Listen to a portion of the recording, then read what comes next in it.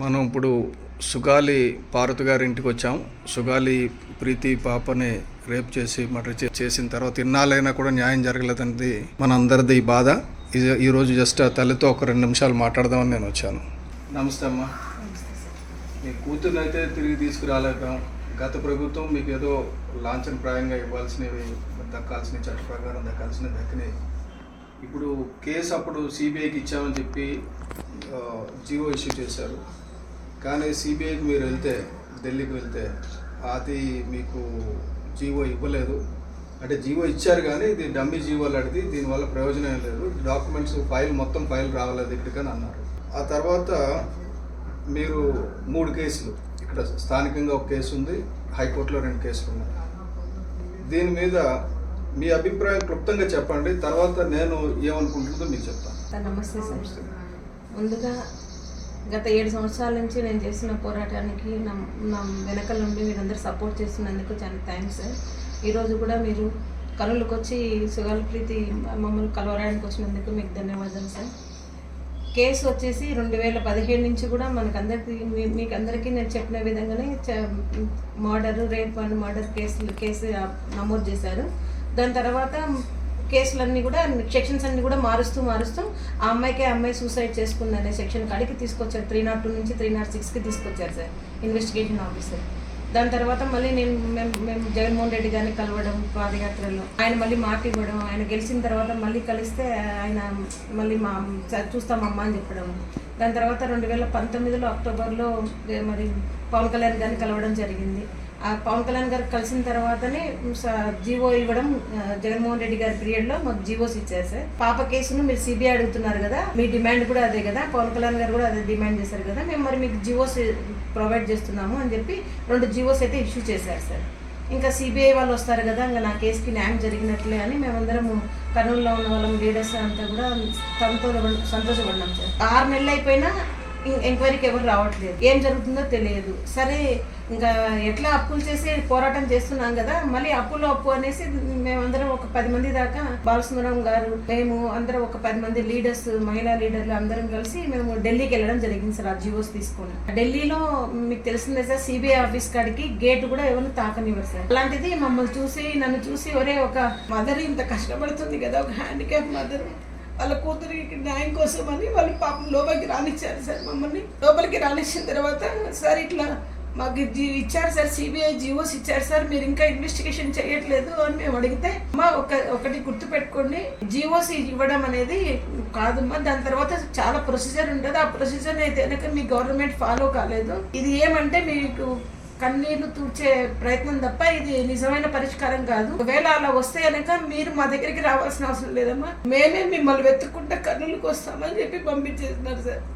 Right అమ్మా. ఇప్పుడు ఒక్క నిమిషం, మీకు దుఃఖం కూడా వచ్చింది, అక్కడ ఆగండి. బేసిక్గా ఇప్పుడు మీరు 3 కేసులు ఉన్నాయి మన దగ్గర. ఒకటి లోకల్ మెజిస్ట్రేట్ దగ్గర ఉంది, ఆ రెండు కేసులేమో హైకోర్టులో ఉన్నాయి. హైకోర్టులో ఒకటేమో మన ఇచ్చిన రిపోర్ట్ మీద ఇన్వెస్టిగేషన్ చేయమని ఒకటి, ఇంకొకటేమో ఆ జీవోకి ఇంప్లిమెంట్ చేయమని, సిబిఐకి ఇచ్చిన జీవో కదా. ఇప్పుడు ముందు ఈ స్థానికంగా ఉన్న ఇప్పుడు కోర్టులో ఉన్న కేసు ఏమవుతుందమ్మా సార్? స్థానికంగా ఉన్న ఈ కేసు ఎందుకు గురించి? ఈ కేసు పాపది చంపిన ఆగస్టు 19 జరిగిన ఇన్సిడెంట్ గురించి మేము కేసు పెట్టడం జరిగింది sir. 302, 201 POCSO act, SC ST act sections పెట్టారు సార్. ఆ కేసు ఇప్పుడు ట్రయల్ స్టేజ్ లో ఉంది సార్. ఆ ట్రయల్ స్టేజ్ లో ఉన్నప్పుడు మేము పవన్ కళ్యాణ్ గారిని పవన్ కళ్యాణ్ గారు కలవడం వల్ల జగన్మోహన్ రెడ్డి గారు ఒక అడిషనల్ ఎస్పీ రమాదేవి గారిని మమ్మల్ని ఫర్దర్ ఇన్వెస్టిగేషన్ కోసం వేయడం జరిగింది సార్. అంటే ఇంటికి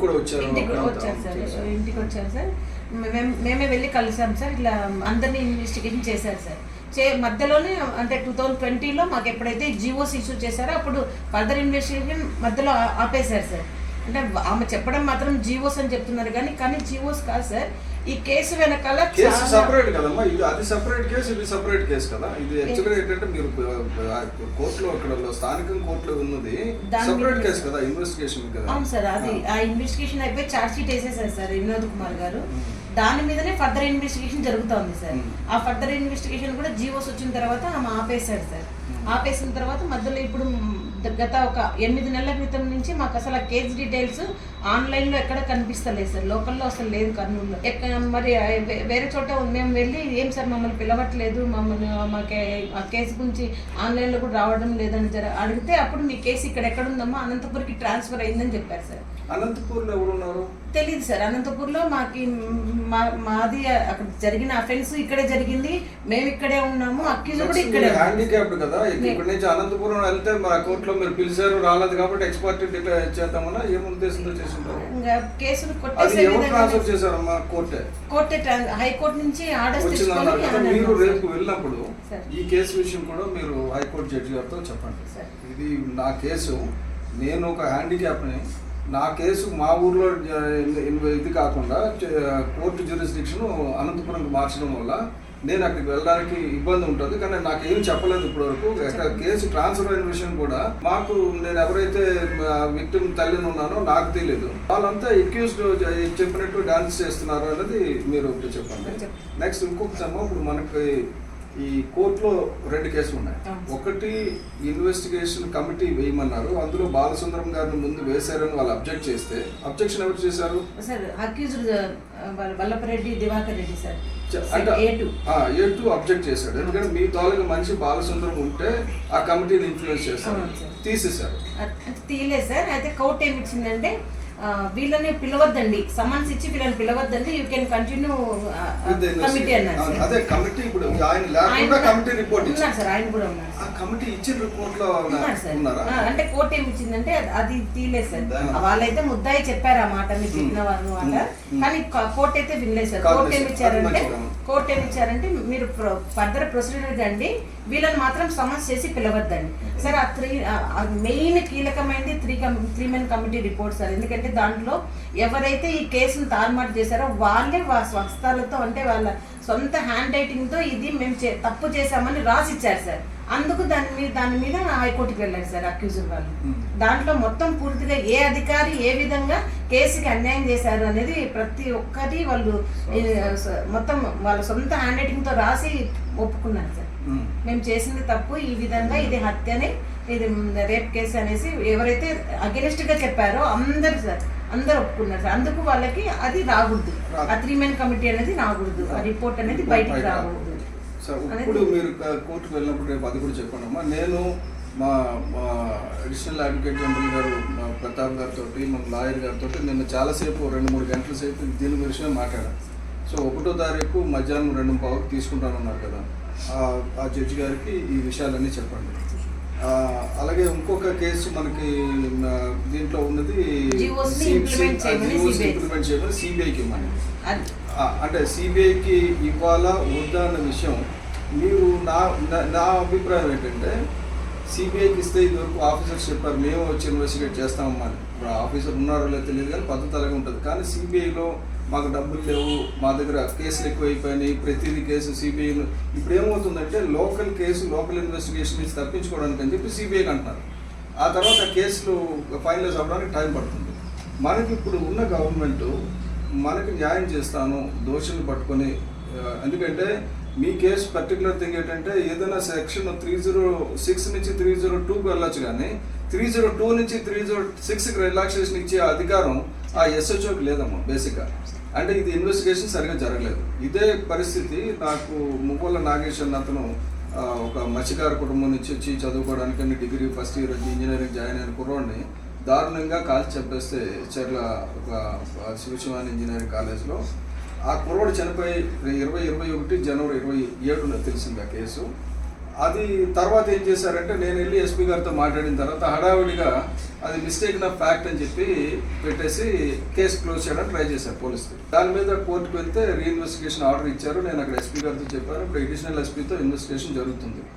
కాబట్టి ఈ కేసు కూడా ఎవరైతే దోషులు ఉన్నారో వాళ్ళని సస్పెండ్ చేసే వరకు డెఫినెట్గా మీకు అండగా ఉంటాం. ఎందుకంటే ఒకటి మీరు అర్థం చేసుకోండి, చట్టపరమైన లొసుగులు పెట్టుకొని ఎన్నాళ్ళలో ఒక అతను దీంట్లో ఉండి రాజ్యాన్ని వెళ్ళిన పరిస్థితి ఉంది అంటే, కాబట్టి చట్టంలో ఉన్న లొసుగులను ఆధారంగా చేసుకుని ఇలాంటి వాళ్ళందరూ పెద్ద వాళ్ళందరూ కూడా ఇదివరకు ఇంకొక రెడ్డి గారు తాలూకా బంధువు ఇక్కడ ఉన్నాడని చెప్పి హైకోర్టులో ఇన్ఫ్లుయెన్స్ చేస్తున్నాడు అనేది కూడా వచ్చింది.